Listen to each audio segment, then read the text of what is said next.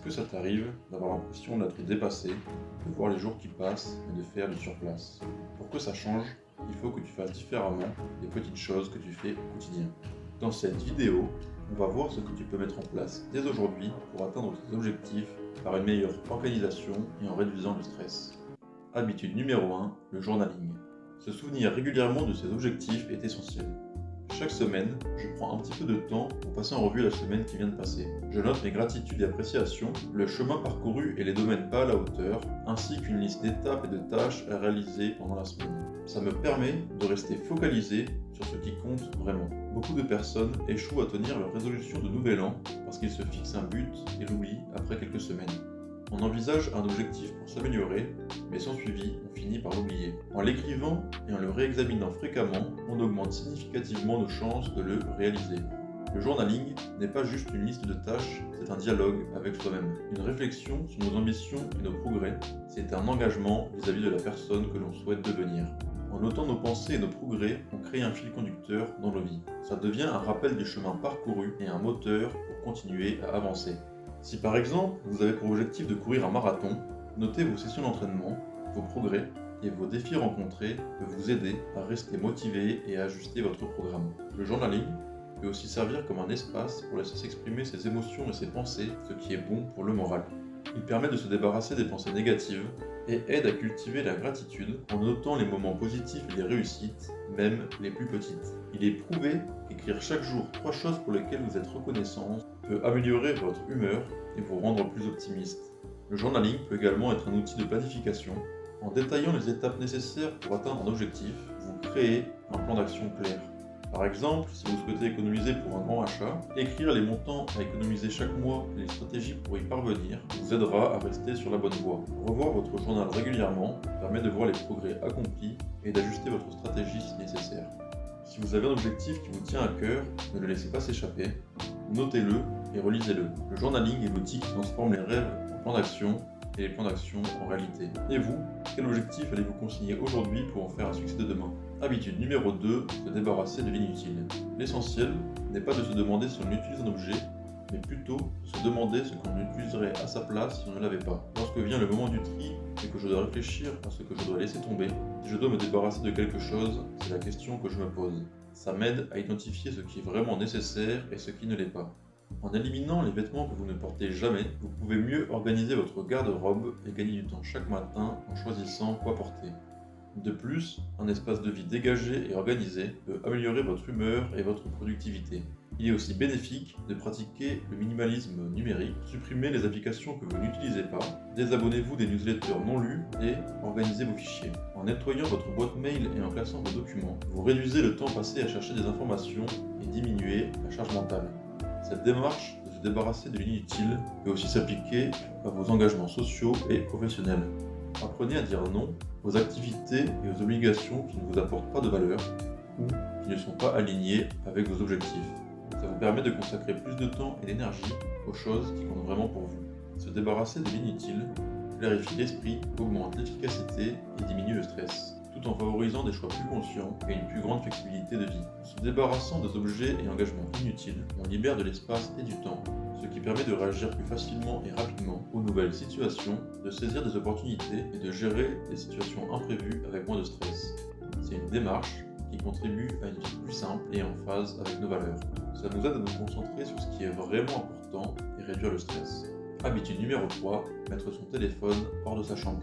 Mettre ton téléphone hors de ta chambre va t'obliger à te lever de ton lit pour éteindre l'alarme. De cette manière, il y a peu de chances que tu appuies sur snooze. Honnêtement, depuis que je fais ça, je suis plus énergique. Quand tu appuies sur snooze, tu n'as pas un sommeil réparateur derrière. Éviter le bouton snooze améliore le sommeil et l'énergie, renforce la discipline et optimise le temps matinal. L'usage répété de snooze peut fragmenter le sommeil, provoquer de l'inertie et déséquilibrer les hormones. Du coup, garder le téléphone hors de la chambre peut booster votre productivité et votre santé. Au lieu de passer 30 minutes à somnoler, vous pouvez utiliser ce temps pour méditer, faire de l'exercice ou lire. Éloigner le téléphone de la chambre améliore la qualité de sommeil en réduisant l'exposition à la lumière bleue avant de se coucher. La lumière bleue émise par les écrans perturbe la production de mélatonine, l'hormone du sommeil, et peut retarder l'endormissement. En plaçant votre téléphone dans une autre pièce, vous êtes moins tenté de l'utiliser avant de vous endormir, ce qui peut améliorer la qualité de votre sommeil. Un autre avantage est de commencer la journée sans être directement distrait par les notifications et les messages des réseaux sociaux. Ça permet de créer une routine matinale plus calme et plus naturelle. Ne pas avoir votre téléphone à portée de main pendant la nuit peut vous encourager à avoir de vraies interactions avec votre partenaire. Plutôt que de regarder votre écran, vous pouvez utiliser ce temps pour discuter ou tout simplement profiter de la compagnie de l'autre, sans distraction. Donc pour résumer, gardez votre téléphone hors de la chambre peut booster votre santé, votre productivité et vos relations. Cela vous aide à créer une routine de sommeil plus saine et de commencer la journée de manière plus positive. Habitude numéro 4, faire des listes. Faire des listes avant de faire les courses permet de réduire le risque de faire des achats compulsifs, ce qui va te faire économiser de l'argent. Tu planifies à l'avance les plats et donc de bonne quantité, tu réduis le risque de faire du gaspillage alimentaire. En plus, ça t'aide à manger plus sainement. Les listes ne se limitent pas aux courses, c'est aussi un excellent moyen de gérer ton budget et de suivre tes dépenses de manière plus efficace. Faire des listes pour tes tâches quotidiennes et tes objectifs à long terme peut t'aider à améliorer ton organisation et ta productivité. Personnellement, j'écris une partie de mes objectifs dans les notes de mon téléphone et j'ai une application qui me permet de suivre mes habitudes quotidiennes. Faire une liste des tâches quotidiennes peut t'aider à rester concentré sur tes priorités et à mieux gérer ton temps. Les listes peuvent aussi servir de motivation.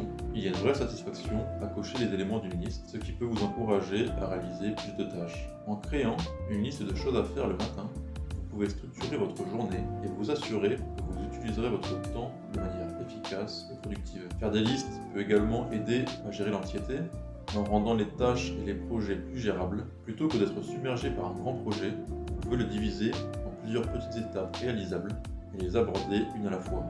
Par exemple, si vous devez réaliser un événement, créez une liste des différentes tâches à accomplir, réserver un lieu, envoyer des invitations, planifier le menu. Ça peut rendre la tâche moins intimidante. Garder une liste de vos dépenses peut vous aider à suivre et à gérer votre budget plus efficacement. En notant chaque dépense, vous pouvez identifier ou réduire les coûts et économiser de l'argent. En voyant combien vous dépensez chaque mois au restaurant, vous pourrez décider de cuisiner plus souvent à la maison pour économiser de l'argent. En résumé, faire des listes est un excellent moyen d'être plus organisé, de gérer votre temps de manière plus efficace et de réduire le stress et l'anxiété associés à la gestion de multiples tâches et responsabilités. Habitude numéro 5, récompense-toi. Après avoir atteint un objectif ou accompli une tâche difficile, accorde-toi une petite récompense. Ça renforcera ton habitude de terminer ce que tu as commencé et augmentera ta motivation. Les récompenses peuvent être simples et pas trop chères, comme prendre un bain, regarder un épisode de ta série préférée ou t'accorder une petite pause gourmande. Si tu as travaillé dur pour finir un projet, accorde-toi le temps de savourer ce succès. Ça te donnera un sentiment d'accomplissement et t'encouragera à tenir de bonnes habitudes pour atteindre tes futurs objectifs. Un petit plaisir comme manger ton dessert préféré après une semaine de repas sains et équilibrés peut être une excellente manière de te féliciter pour tes efforts et ta discipline. Récompenser vos efforts est une excellente façon d'encourager un comportement positif. Célébrer vos réussites, non seulement booste votre motivation à aller plus loin, mais aussi renforce votre engagement envers vos objectifs. Ça crée un lien direct entre l'effort investi et la satisfaction ressentie, ce qui renforce ton engagement envers tes objectifs à long terme. En intégrant cette habitude de récompense dans ta vie quotidienne, tu cultives une motivation durable et une discipline personnelle qui te permettront d'atteindre tes futurs objectifs avec détermination et satisfaction. Habitude numéro 6, pratiquer la gestion du temps avec la technique du Pomodoro. La technique Pomodoro est une méthode de gestion du temps qui consiste à travailler intensément pendant une période, par exemple de 25 minutes, suivie d'une courte pause de 5 minutes. Pendant la période de travail, tu dois porter 100% de ton attention sur la tâche en cours, pas le droit aux distractions, tu ne réponds pas non plus aux mails ou aux sollicitations de tes collègues ou toute autre sollicitation. Cette approche favorise la concentration et la productivité en réduisant les distractions et en fractionnant le travail en intervalles gérables. En utilisant un minuteur pour structurer ton travail par session, tu peux accomplir plus de tâches en moins de temps, tout en évitant la procrastination. Cette méthode est particulièrement efficace pour les personnes qui ont du mal à garder leur concentration sur de longues périodes et qui cherchent à améliorer leur efficacité au quotidien.